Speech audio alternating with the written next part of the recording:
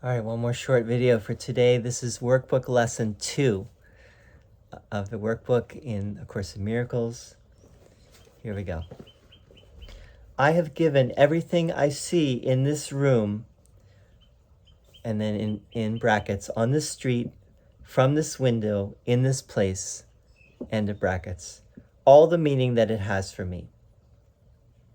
So I have given everything I see in this room, anything that my eyes set sight on, all the meaning that it has for me. The exercises with this idea are the same as those for the first one. Remember, the first yesterday was nothing I see in this room means anything. Right? So nothing I see in this room means anything, and today is I have given everything I see in this room all the meaning that it has for me. The exercises with this idea are the same as those for the first one. Begin with the things that are near you and apply the idea to whatever your glance rests on. Then increase the range outward. Turn your head so that you include whatever is on either side. If possible, turn around and apply the idea to what was behind you. Remain as indiscriminate as possible in selecting subjects for its application. Do not concentrate on anything in particular, and do not attempt to include everything you see in a given area, or you will introduce strain. Merely glance easily and fairly quickly around you, trying to avoid selection by size, brightness, color, material, or relative importance to you. Take the subjects simply as you see them. Try to apply the exercise with equal ease to a body or a button, a fly or a floor, an arm or an apple. The sole criterion for applying the idea to anything is merely that your eyes have lighted on it. Make no attempt to include anything particular, but be sure that nothing is specifically excluded.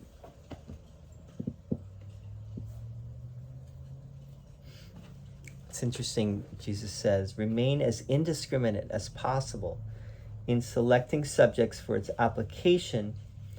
Do not concentrate on anything in particular, and do not attempt to include everything you see in a given area, or you will introduce strain.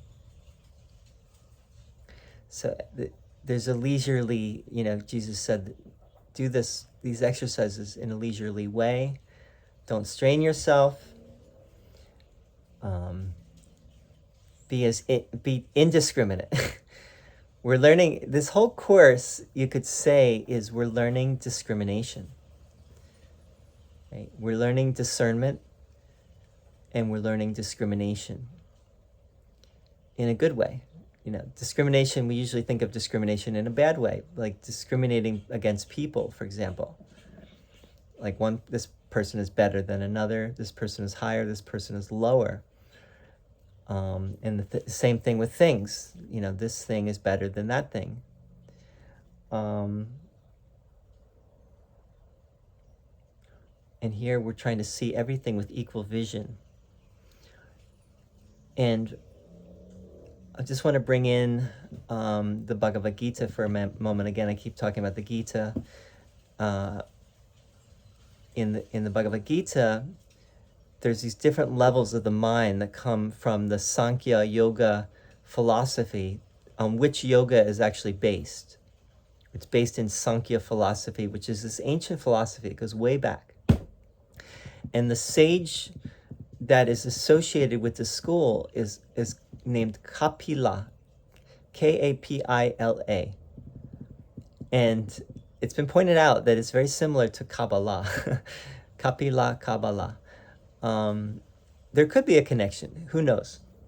But in the Sankhya philosophy, there's different levels of mind, and the level of the higher mind, which is also actually called the decision maker, which I just learned the other day, is sometimes is the buddhi, it's Buddhi.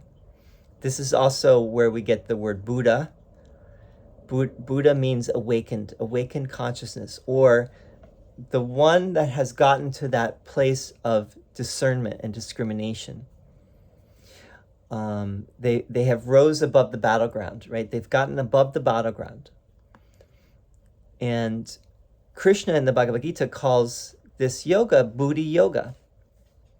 And that's what Jesus is doing here. That's what he's teaching us is discernment, discrimination, through indiscrimination, right? He's saying, don't discriminate.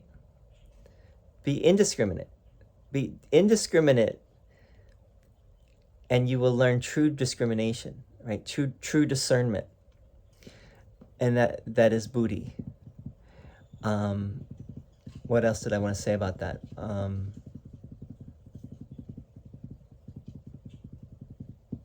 Yeah, the higher mind, right? Reaching the level of where, the decision maker. So that's something that Ken Wapnick brought in, and people are like, well, nowhere in the course does it say anything about the decision maker.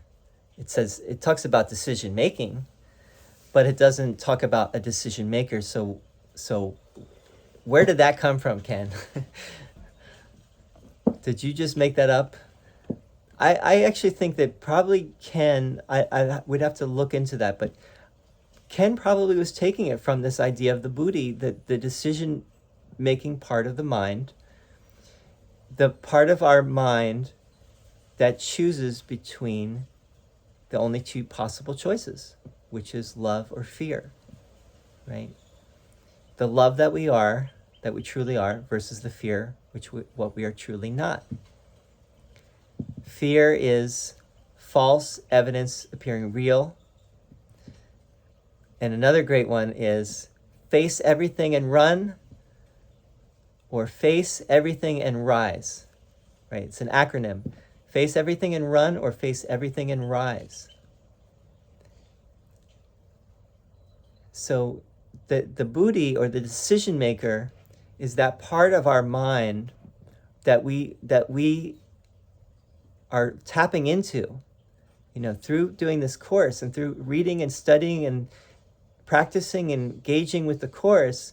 We are accessing this higher mind, and that is the Christ consciousness. We're going toward the Christ consciousness, and we're learning to be more and more in that Christ consciousness.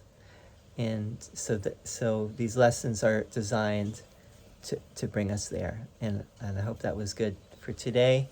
And we'll do lesson 3 tomorrow. I'm going to try to stay consistent with all this. And thank you. See you soon.